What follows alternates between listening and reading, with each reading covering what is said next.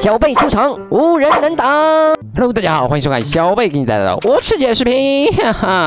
啊，又是一个阳光明媚的早晨，我们的菜鸟兴冲冲的出门了。昨天晚上他看了这个复仇者联盟4终极之战，哇，今天他是异常的兴奋，他说我也要做超级英雄，哈哈，哇哦，一个美国的队长盾牌、蜘蛛侠、钢铁侠和灭霸手套，哇哦，这个我们的菜鸟心想灭霸就算了太坏了，蜘蛛侠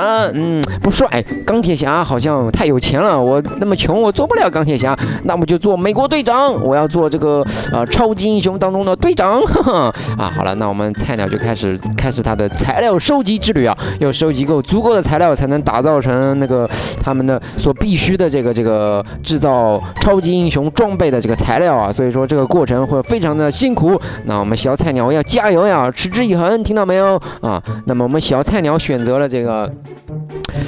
美国队长剩下来的蜘蛛侠、钢铁侠和灭霸，哇，将会由哪3个英雄来继承呢？我们真的是非常的期待呢。而且那个灭霸的手套，我们知道用了一下就能他妈毁灭世界，一半的人口不知道